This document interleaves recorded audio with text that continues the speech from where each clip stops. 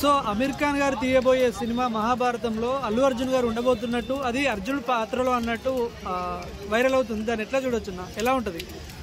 So Aamir Khan మరి ఆయన మహాభారతం తీయటైంది. అసలు మనోళ్ళు రాజమౌళి డ్రీమ్ ప్రాజెక్ట్ కదా అది. సో రాజమౌళి డ్రీమ్ ప్రాజెక్ట్ లో అమీర్ ఖాన్ ఉంటారు, అల్లు అర్జున్ ఉంటారు కదా. సో అమీర్ ఖాన్ ముందాడిగా తొందరపడుతున్నాడేమో అనిపిస్తుంది నాకైతే. ఓకే, సొంతంగా డబ్బులు ఖర్చు పెట్టుకొని తీస్తే బెటర్. మరి వాళ్ళ మీద వీళ్ళ మీద ఆధారపడితే మళ్ళీ ఆగమైపోతాడు. ఆయన సొంతంగా డబ్బులు ఖర్చు పెట్టేసుకొని తీస్తే ఓకే.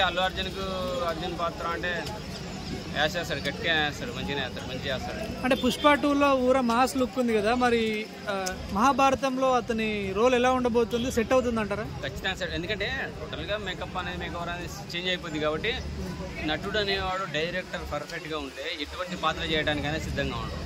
కొంతమంది నటులు మాత్రమే ఫస్ట్ సినిమాతో అర్థమైపోద్ది, వాళ్ళు కనపడరు, వెళ్ళిపోతారు. సో ఫస్ట్ సినిమా వచ్చినప్పుడు ఇదేంట్రా బాబు అనుకున్నారు, కాబట్టి ఇప్పుడు మా గడ్రా బుజ్జి అంటున్నారు.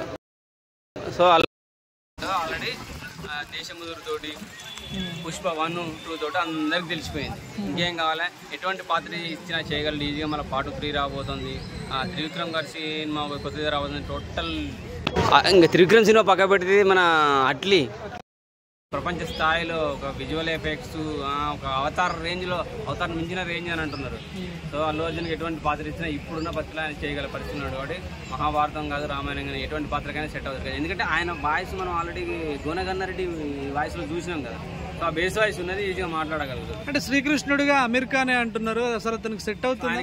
ఆయనకి ఇష్టమైన పాత్ర కాబట్టి చేయగలడు. కాకపోతే హైట్ వల్ల ఏమన్నా మనం జీర్ణించుకుంటామో లేదో తెలియదు కానీ.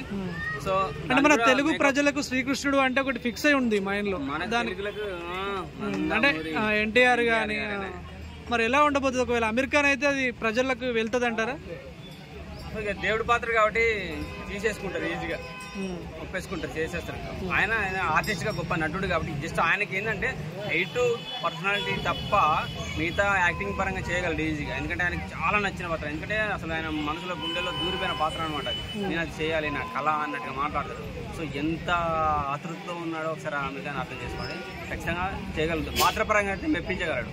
సో మరి ఈ జనరేషన్లో పుష్ప 2 లాంటి సినిమాలు ఎక్స్పెక్ట్ చేసే ఈ జనరేషన్లో ఆ మహాభారతం సినిమా అలాంటివి చూస్తారా అసలు ఈ జనరేషన్ యూత్?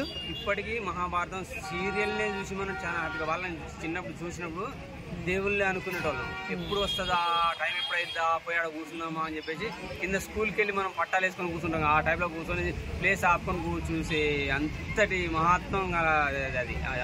ఆ కథ, స్టోరీ, మన చరిత్ర.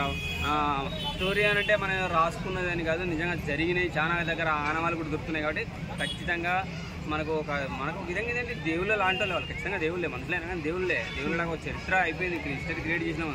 సో అది ఎవరికైనా హ్యాపీగా మనసులో దూరిపోతుంది. ఎందుకంటే ఇప్పుడు హిందీలో హిందీలో వచ్చిన సీరియల్ అది. ఎల్లిగోళ్ళు కూడా ఓన్ చేసుకున్నారంటే ఒకసారి అర్థం చేసుకో. సో అది ఒక సినిమా స్థాయిలో ఇప్పుడు వస్తుందంటే ఖచ్చితంగా అందరికీ. ఎందుకంటే మనం పెద్ద స్క్రీన్ మీద ఎవరికి చూపించలేదు, చిన్న చిన్నలు చేసారు, అక్కడ వరకు ఆడింది, వారిని ఆడింది కనపడకుండా పోయినాయి. కానీ సో అమీర్ ఖాన్ అంటే అఖండ భారత లెవెల్లో రిలీజ్ చేస్తారు కాబట్టి ఖచ్చితంగా ప్రపంచ స్థాయిలో మన్నలు పొందుతుంది, ఈజీగా ఉంది. సో అమీర్ ఖాన్ కాకుండా ఒకవేళ శ్రీకృష్ణుడు మన టాలీవుడ్ నుంచి ఉండాలంటే మీకు ఎవరు సజెస్ట్ చేస్తారు? మీరు ప్రజెంట్ పవన్ కళ్యాణ్ శ్రీకృష్ణుడిగా బాగుంటుంది అంటారు? ఖచ్చితంగా గీతోపదేశం ఆయన గీతోపదేశం చేస్తా అంటే మళ్ళా రచ్చ అవుతుంది. అంటే చాలా మంది మహేష్ బాబు అంటున్నారు, ఒకవేళ మహేష్ బాబు ఉంటే ఎలా ఉంటుంది? మహేష్ బాబు కూడా పర్లేదు, ఎందుకంటే చాలా హ్యాపీగా అందంగా ఉంటాడు, హ్యాండ్సమ్ కాబట్టి బాగుంటుంది. మహేష్ బాబు అయినా బాగానే ఉంటుంది. ఇద్దరిలో ఎవరైనా చేసి.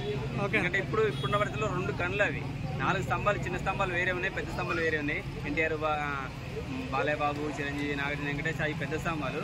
4 స్తంభాలు రామ్ చరణ్, అల్లు అర్జున్ వీళ్ళు ఉన్నారు. ఇంకెవరు, ఎన్టీఆర్, ప్రభాస్ వీళ్ళు ఉన్నారు. ఈ 2 కన్నులు ఉన్నాయి సార్. అప్పుడు 2 కన్నులు ఎవరు, ఎన్టీఆర్, ఏఎన్ఆర్. ఇప్పుడు 2 కన్నులు మహేష్ బాబు అండ్ పవన్ కళ్యాణ్. సో